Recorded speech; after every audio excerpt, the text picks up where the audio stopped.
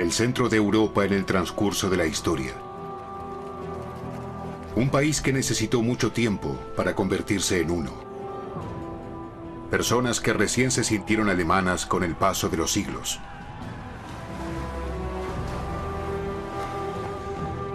¿Quiénes son? ¿De dónde vienen? Preguntas sobre la historia de los alemanes. ¡Por la revolución! ¡Por la democracia! ¡Por la república!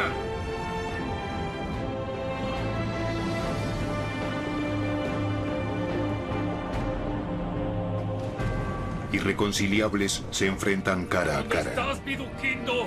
El rey y el rebelde. ¡Libertad! ¡O Aún no hay muerte! alemanes, sino francos y sajones. Cuando Viduquindo, el rebelde sajón, finalmente es bautizado, el rey de Franconia, Carlomagno, se acerca a su gran objetivo: un imperio cristiano.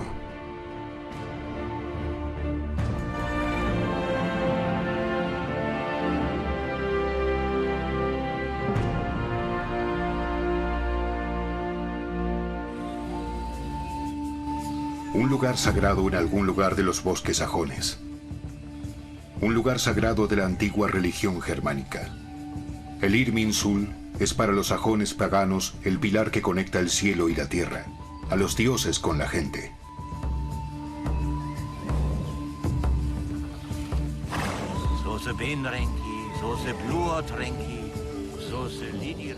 Es el lugar en donde los sacerdotes sajones se ponen en contacto con Wodan, Donar, Saxnot.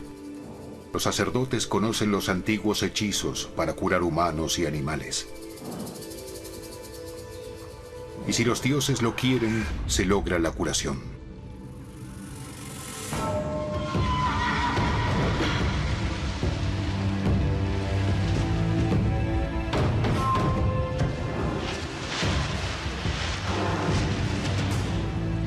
Un día de verano del año 772, este viejo mundo germánico se ve amenazado.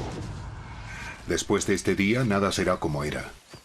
Tampoco en la vida del noble sajón Viduquindo, en alto alemán moderno, Valkin y su amigo Anu.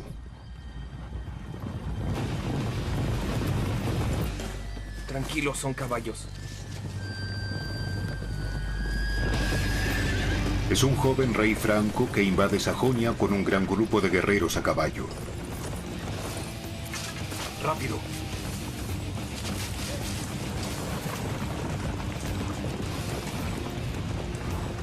Son francos, atacan el pueblo. Espera.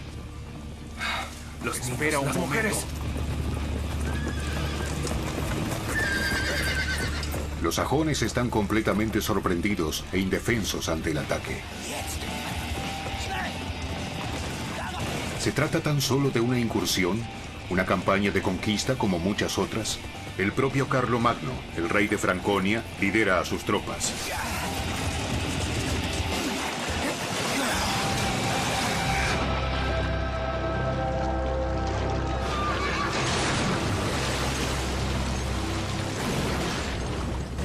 Los francos son cristianos. Y para ellos, los sajones no son más que idólatras incrédulos, paganos bárbaros.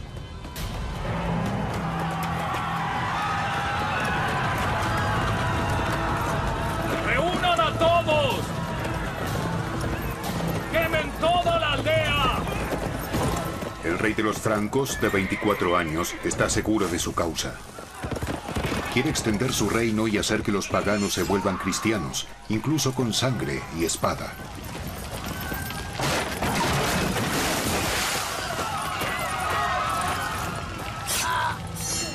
Este día los guerreros francos traen destrucción y muerte a muchas aldeas sajonas.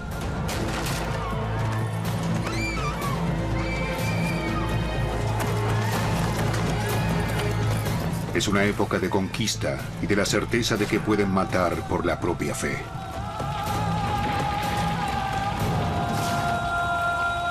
De la impotencia surge el odio. El noble sajón Viduquindo jura venganza.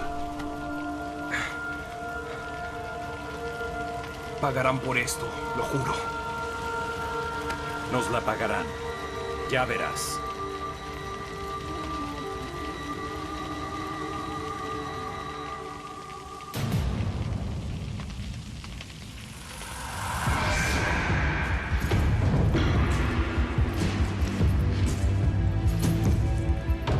El joven rey Franco quiere derrotar y someter a los sajones. Ya su padre y su abuelo habían extendido constantemente el imperio de Franconia a través de conquistas. Pero aquí, en el lugar sagrado del Irminsul, hay más en juego. Carlomagno quiere acabar con la cultura extranjera, porque donde él gobierne solo debería haber una fe, la suya. Dios está con los francos. Deberían verlo con sus propios ojos. Ahora destruye la imagen.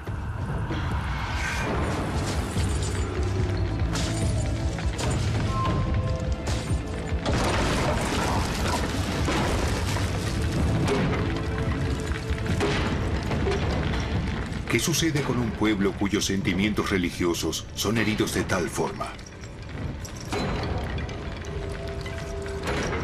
Son golpes que sacuden toda la región sajona. Arden las aldeas a orillas del Weser y del Elba, entre Turingia y el Mar del Norte.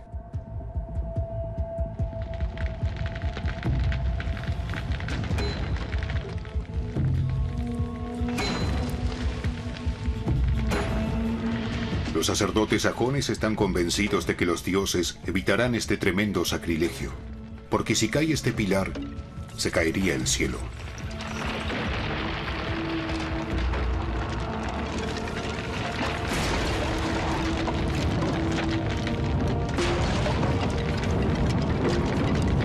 Sin embargo, los dioses sajones guardan silencio. ¡Dios está con nosotros! La resistencia de los sajones aún no ha sido quebrantada. Viduquindo llama a una lucha contra los ocupantes francos. ¡Hombres! ¡Tomen la espada! ¡Por la fe de nuestros padres y antepasados! Resístanse a los invasores francos que oprimen a nuestro pueblo, amante de la libertad. La humillación por parte de los francos convierte a Viduquindo en un rebelde, en el líder de los sajones, que se siente llamado a desafiar a la superpotencia franca en nombre de sus propios dioses. ¡Luchen por su libertad! Wodan está con nosotros. ¡Venceremos, hermanos! ¡Libertad o muerte!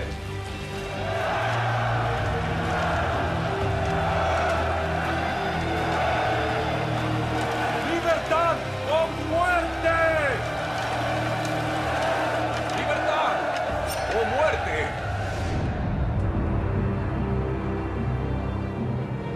El reino del joven rey es enorme. Su abuelo Carlos Martel y su padre, el rey Pipino, lo han extendido enormemente con constantes guerras. Se extiende desde Turingia hasta Provenza y desde el Mediterráneo hasta el Océano Atlántico. Saint-Denis, cerca de París, en el siglo VIII, es una importante residencia de este imperio. Carlomagno no proviene de una familia gobernante establecida hace mucho tiempo, pero sus antepasados han logrado eliminar a la familia real de Franconia, los merovingios, y hacerse gobernantes a sí mismos. Carlos Martel, su abuelo, fundó una poderosa dinastía con la que también el Papa quiere formar una alianza.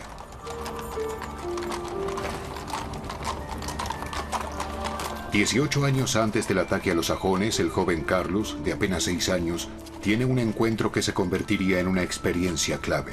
Finalmente allí está. El Papa Esteban II viene de Roma para formar una alianza con el padre de Carlos, el rey franco Pipino.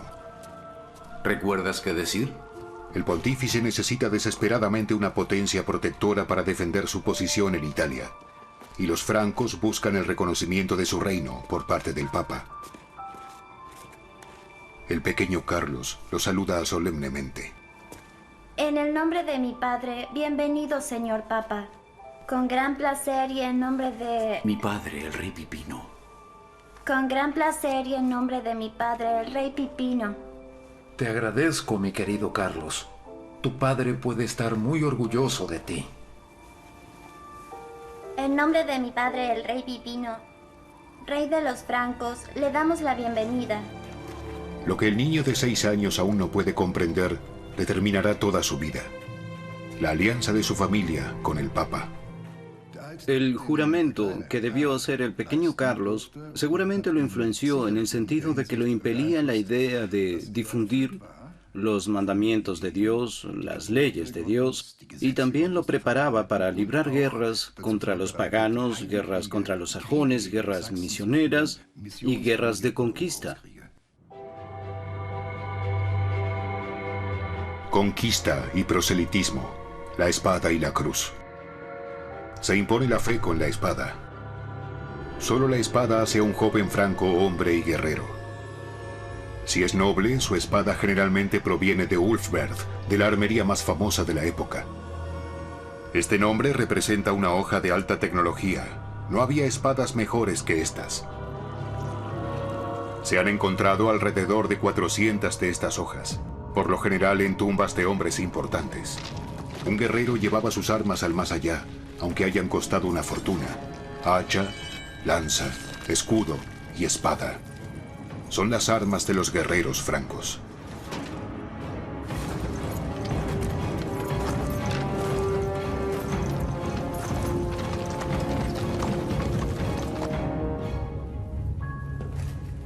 A la edad de 15 años, Carlos completa su entrenamiento como guerrero. En una solemne ceremonia, repite el juramento que ya había hecho cuando era un niño. Juro usar mi poder real siempre para proteger la cristiandad y difundir la verdad divina. Entonces, como hombre adulto, recibe su propia espada. Toma la espada. Te acompañará durante toda tu vida, tanto en la guerra como en la paz.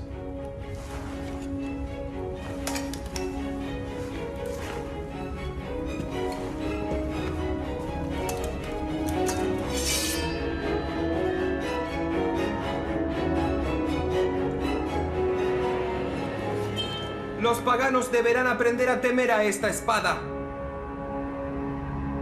Al igual que los sajones en el siglo VIII, los otros pueblos paganos del este adoran a sus propios dioses. Los abodritas, los sorbios y los bohemios. Todos ellos ven lo divino en los fenómenos de la naturaleza.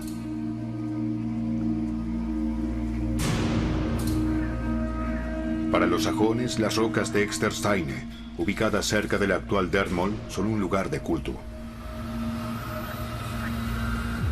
Carlomagno está convencido de haber derrotado finalmente a los paganos sajones.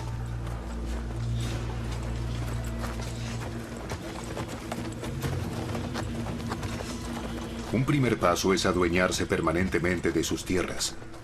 En un acto de subyugación, los sajones deberían reconocer su gobernación, jurarle lealtad a él. Inclinen la cabeza. Confiesen ahora, hombres del pueblo de los sajones. ¿Quieren someterse al poderoso rey cristiano de los francos para siempre?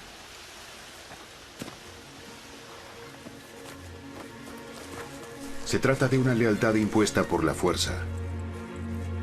¿Qué les queda a los vencidos? Solo sumisión o muerte. ¿Qué pasa contigo? O bien traicionan su propia cultura o pierden su vida.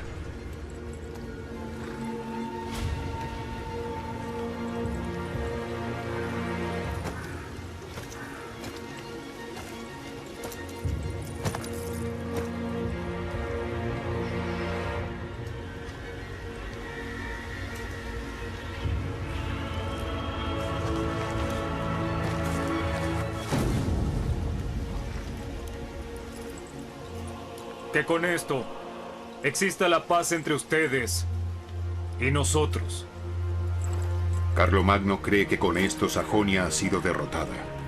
Está equivocado. La tribu de los sajones no es una entidad única. Hay toda una serie de tribus más pequeñas. Los westfalianos, los angrivarios, los osfalianos son los más famosos, por lo que militarmente no están bajo un solo mando. Y estas guerras son llevadas a cabo por estas diferentes tribus, de modo que una victoria de Carlomagno de ninguna manera conduce a que toda la tribu sajona sea derrotada.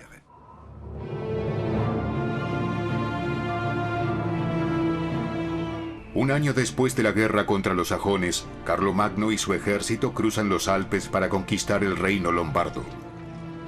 El rey quiere incorporar la antigua provincia romana de Italia a su imperio franco, aunque los lombardos son cristianos. Sitia su capital, Pavía, durante muchos meses. Mata de hambre a la población hasta que ésta se rinde. Todo por su gran sueño, su visión. Entonces estaría a la altura del emperador romano oriental de Constantinopla. El imperio romano occidental caído volvería a surgir. El incomparable esplendor de la antigua Roma debe combinarse con su reino franco. Un imperio, una fe, un gobernante.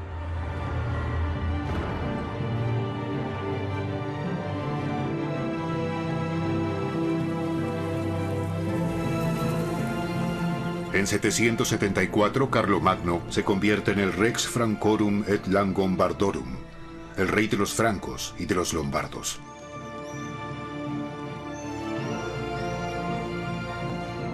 En la Cámara del Tesoro de la Catedral de Monza se conserva hasta el día de hoy la antigua corona real lombarda. Durante más de 1000 años, hasta el siglo XIX, fue llevada por muchos descendientes de Carlomagno. Se la llama la corona de hierro. Sin embargo, está hecha de oro puro y adornada con 22 piedras preciosas. Por dentro la refuerza un anillo de hierro, de ahí el nombre.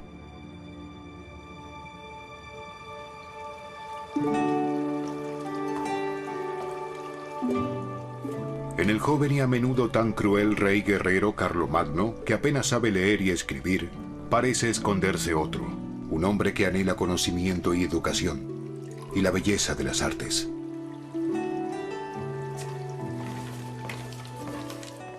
Carlomagno, como todos los nobles francos, recibió entrenamiento como guerrero. Por supuesto que ninguna educación escolar en el sentido que conocemos.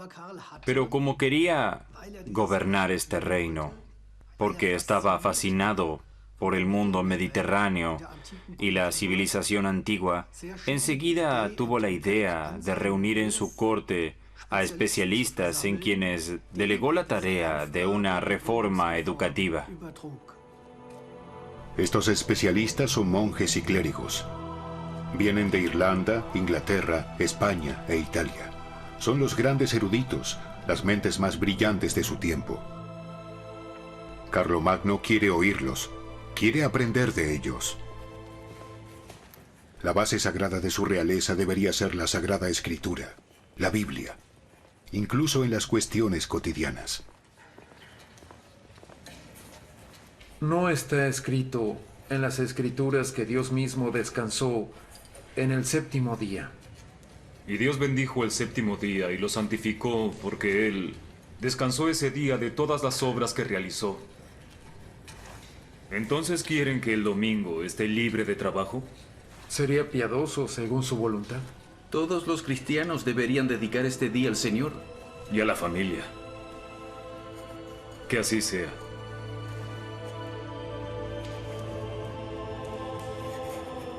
Guerra y opresión, erudición y belleza.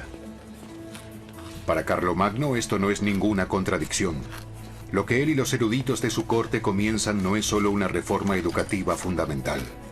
Es prácticamente el renacimiento del mundo latino clásico. Desde la caída de Roma y el caos de las migraciones germánicas, esta antigua cultura está moribunda.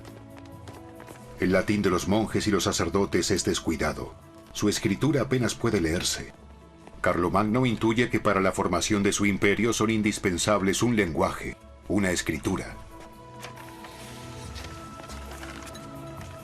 ¿Lo ven? Al escribir debe haber un orden claro, reglas claras. Uno debe escribir como el otro para que todos puedan leerlo.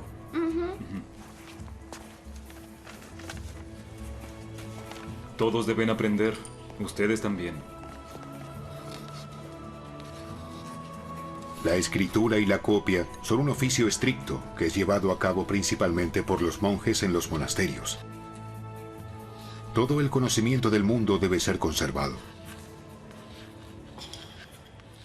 La escritura que aún hoy escribimos se remonta a esta reforma educativa, a la minúscula carolingia con separación de palabras, letras claramente legibles. Una escritura que condujo a que se pudieran difundir y leer los textos antiguos importantes y los textos eclesiásticos en todo el reino franco. Carlomagno promueve durante todo su imperio la fundación de monasterios, escuelas de latín y bibliotecas. Y hasta hoy se pueden encontrar en muchos lugares de Europa preciosas colecciones de manuscritos de la época carolingia, así como en el monasterio benedictino de Melk, en la Baja Austria.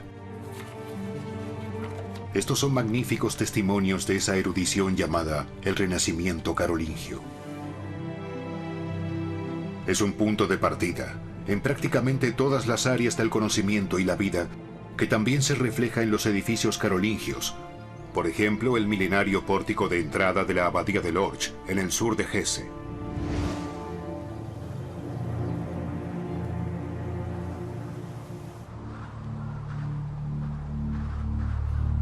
Al otro lado de su imperio, en Sajonia continúan las guerras y los disturbios, la opresión y la violencia. Carlomagno aprueba una ley que amenaza con la muerte a cualquier persona que se niega a ser bautizada.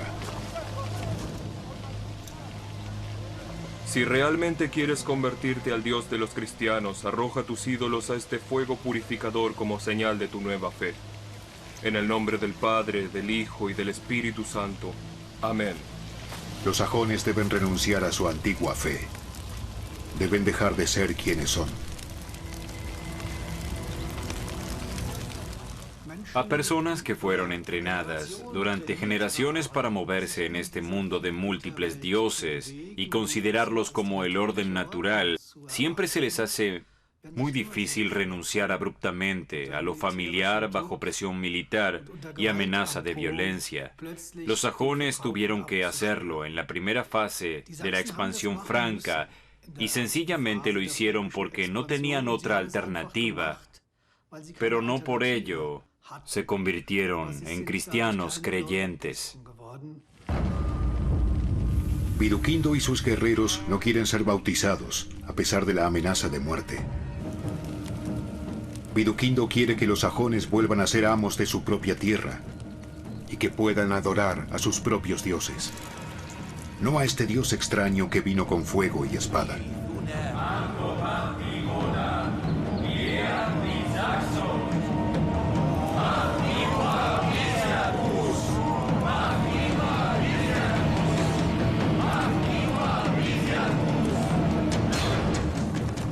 Los sajones contraatacan. Atacan aldeas francas.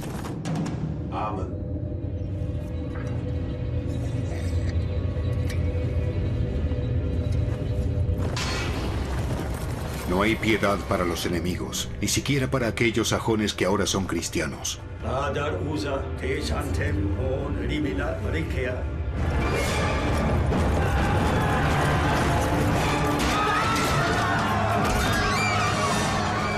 La lucha de Viduquindo se cobra víctimas inocentes.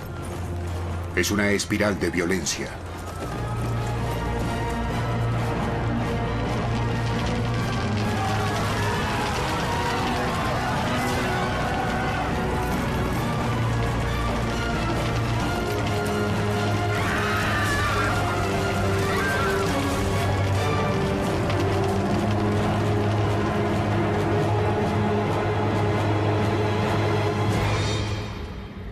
Esperaba no tener que oír nunca esto. ¡Esos malditos paganos! ¡Esos malditos sajones! ¡Perros sarnosos! ¡Malditos infieles! Queríamos subyugarlos con la espada, pero no ganamos sus corazones. Han roto su juramento. Me han traicionado. ¡A su rey! Pero nuestro Dios también es un Dios de amor. Un imperio, una fe. Debemos imponer esto. En ningún lugar está escrito que la palabra de Dios deba ser difundida solo por la espada. ¡Jesucristo! ¡Silencio!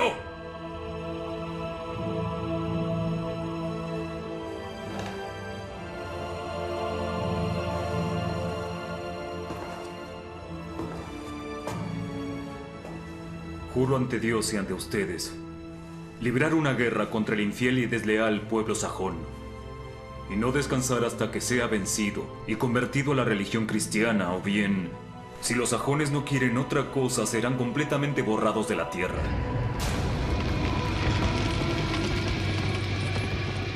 Es una lucha que no conoce de reglas ni consideraciones. Una guerra sucia entre fuerzas desiguales, con incursiones, acciones punitivas, ataques y contraataques. Y Viduquindo nunca puede ser capturado. ¿Dónde estás, Viduquindo? ¿Dónde estás? ¡Viduquindo! ¿Dónde? Carlomagno le dará un escarmiento en Verden, a orillas del Aller. Fue una venganza atroz. Ningún sajón debería atreverse nunca más a levantarse contra él. El rey de los francos. Por orden suya se ejecutan probablemente más de 1000 sajones capturados. Más tarde, cronistas francos incluso afirmaron que ese día se habrían matado a 4500 hombres con la espada.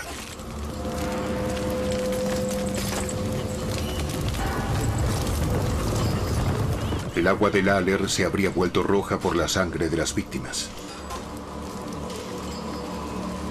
Un acto que arrojó a lo largo de los siglos una sombra sobre la imagen del gran rey franco.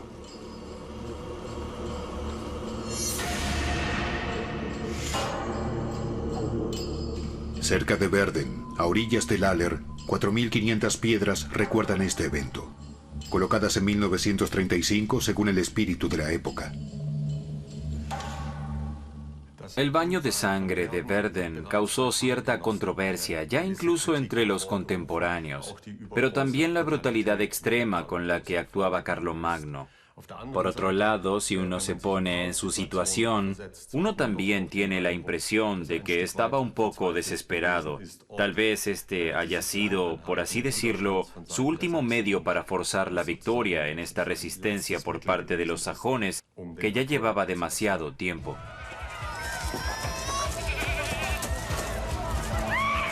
La ira descontrolada del rey franco no se detiene ni siquiera ante mujeres y niños.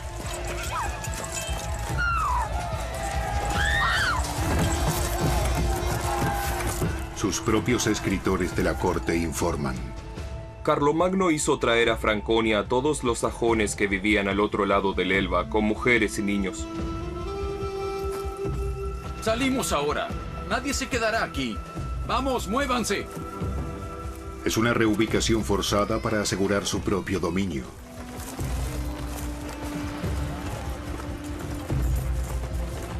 Decenas de miles de sajones son despojados de su patria y deportados al corazón de Franconia.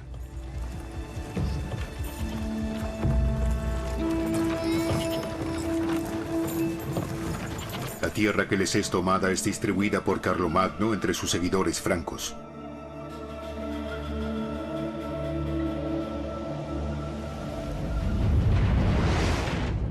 A pesar de todas las atrocidades, la resistencia de los sajones no puede ser quebrantada. Ambas partes son prisioneras de su orgullo, de sus objetivos, de sus juramentos.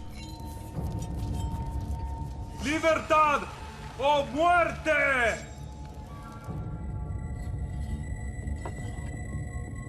¡Dios está con nosotros! Los sajones no tienen el poder para expulsar a la gran potencia franca de sus tierras. Sin embargo, los enemigos de Viduquindo también llegan a una amarga conclusión. Solo con la fuerza militar no podrán lograr una paz duradera.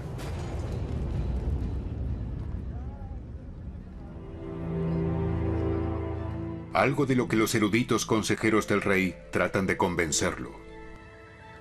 Hace 13 años que estamos librando una guerra contra los sajones. No, ellos están librando una guerra contra nosotros. Y no pudimos quebrantar su resistencia, a pesar de todo el esfuerzo. Le digo que no podremos lograr la paz con los sajones si no negociamos. ¿Negociar? ¿Yo? Entonces dime cómo. ¿Cómo se negocia con rebeldes desleales que no se sienten obligados a ningún juramento y no respetan las leyes? ¿Cómo? Ofreciéndole a Viduquindo una capitulación honorable sin perder su dignidad. Así podrá librarse de una guerra que termine con su último hombre. Para ello tendrá que terminar con el levantamiento, de una vez por todas. Él tiene que ser bautizado. Por el bien de la paz. Bien. La Pax Cristiana realmente sería una obra piadosa.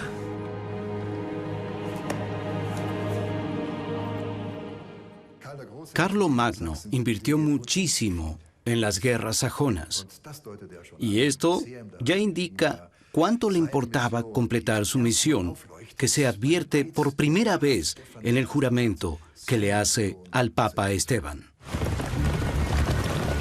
13 años después de la destrucción del Irminsul, el líder rebelde sajón cabalga a Franconia para reunirse con Carlomagno. Los cronistas francos afirmarán más tarde que el sajón se ha convertido en un cristiano devoto por un milagro divino. En realidad, Viduquindo solo quiere la paz. Viduquindo, ¿vienes por tu propia voluntad? Sí, mi rey. Por el bien de la paz.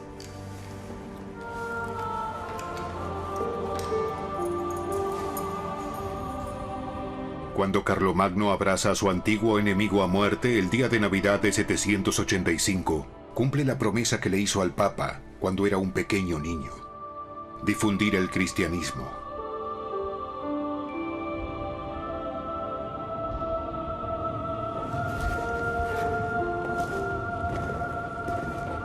El bautismo de Viduquindo es un evento significativo en la historia de los alemanes.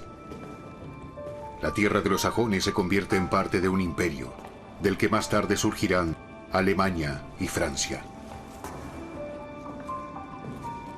Glaubst du in Gott, Vater Allmächtigen? Ich glaube. Glaubst du in Christ, Gottes Sohn Nerienton? Ich glaube. Glaubst du in Heiligen Geist? Ich glaube.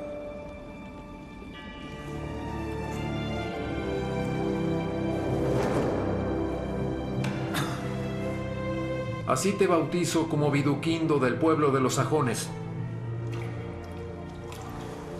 En el nombre del Padre, y del Hijo,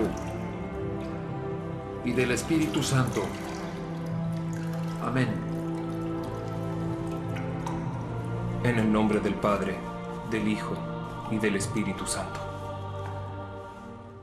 El bautismo de Viduquindo en 785 fue una enorme victoria para Carlomagno. Sus cronistas escribieron: toda Sajonia se ha sometido ahora. En realidad tomó otros 20 años, o casi 20 años, hasta llegar a eso. Sin embargo, estaban seguros de que ahora habrían establecido un imperio cristiano, bajo un rey cristiano, y solo con súbditos cristianos. Las partes más antiguas de la colegiata de Enger, un pueblo cerca de Herford, datan de alrededor del año 800. Aquí nació Viduquindo, y aquí, según la leyenda, también habría sido enterrado. Los cronistas reinterpretaron al rebelde como un hombre piadoso. Un papa posterior lo beatificó. El siglo XIX, con una fuerte conciencia nacional, transforma al sajón Viduquindo en un héroe popular alemán en lucha contra los enemigos franceses. Y por su parte, los franceses hacen de Carlomagno uno de los suyos. Según esto, Charlemagne es francés, ante quien Viduquindo, el alemán, se arrodilla en el polvo. Distorsión de la historia de ambos lados, en una época de la llamada hostilidad hereditaria. Después del bautismo del rebelde sajón, Carlomagno finalmente puede dedicarse a sus otros proyectos. Aunque el monarca dispone de varias magníficas residencias, el enorme imperio aún no tiene una sede de gobierno establecida. El rey escoge Aquisgrán para hacerla la ciudad más bella de su país. Aquisgrán debería combinar el esplendor de Roma y la erudición de Atenas.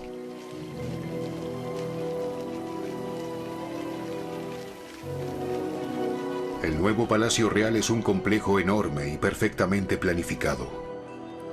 Incluye el Aula Regia como sede del gobierno, así como una casa de residencia para la familia real, un edificio de guarnición para tropas de élite, una sala de audiencias y un centro de estudios con archivo y biblioteca. El centro espiritual es la Capilla Palatina, dedicada a la Virgen María, actualmente la Catedral de Aquisgrán.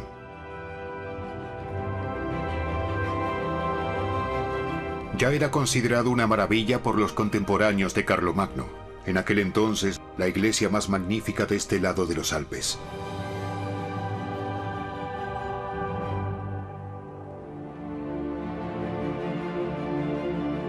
El interior de la iglesia. Durante siglos fue la nave con cúpula abovedada más alta del norte de Europa, con mármol de Carrara y columnas de Roma y Rávena. 33 reyes alemanes emularon posteriormente a Carlomagno y subieron a este trono en la Catedral de Aquisgrán en el transcurso de 600 años.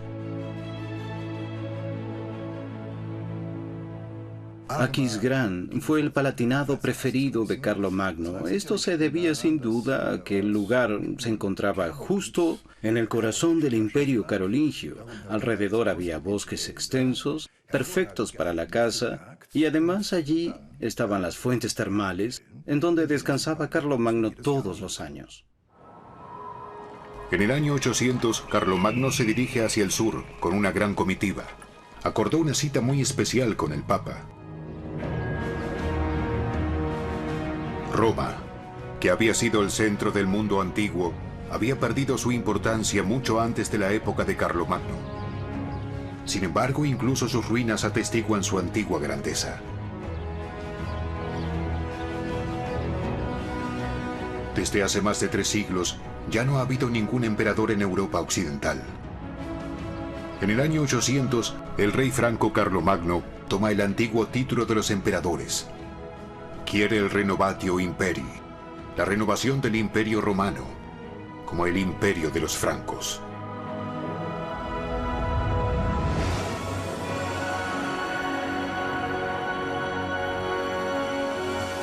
La coronación imperial, el día de Navidad del año 800, es un momento histórico, incluso para sus contemporáneos. Es una sensación que mueve toda Europa. Por primera vez un papa corona a un emperador. Y por primera vez, este emperador proviene de un imperio diferente al romano.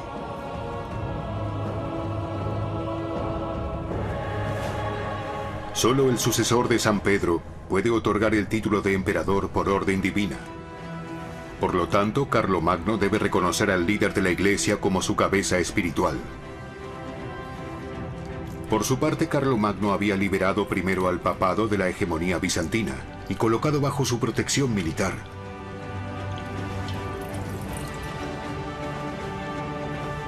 Por lo tanto, el Papa debe rendirle homenaje al nuevo emperador como su gobernante secular.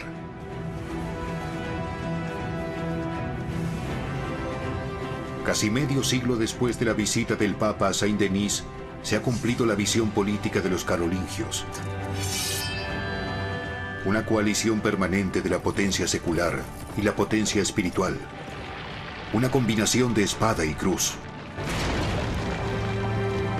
El camino fue largo. Fue despiadado y cruel. Los pueblos vecinos fueron derrotados. Las personas con otras creencias fueron convertidas al cristianismo por la fuerza. La coronación de Carlomagno en el año 800 establece el futuro imperio medieval, que perduraría en la forma del Sacro Imperio Romano por más de 1000 años. Durante siglos serán reyes alemanes a quienes se coronaría como emperadores en Roma, según la tradición del Gran Carolingio. Es por eso que posteriormente se habla del Sacro Imperio Romano Germánico, cuyo último emperador gobernaría hasta 1806. E incluso Napoleón, quien le da fin a esta tradición romano-germana, se alza en la Catedral de Notre Dame, en París, como sucesor de Carlomagno.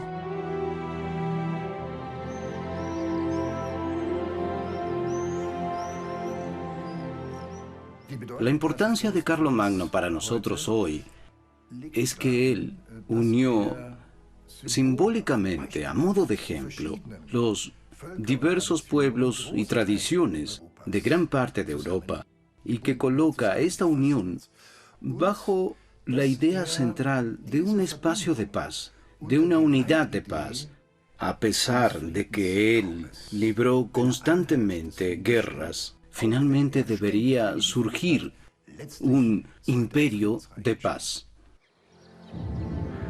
Carlomagno muere en el año 814 y es enterrado en su iglesia de Aquisgrán. Él fue franco y el primer europeo.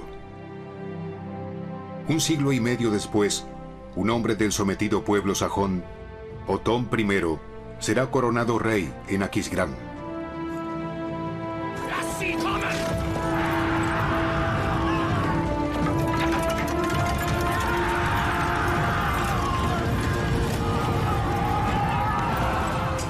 En la batalla de Lechfeld en 955, el sajón derrota a los paganos magiares.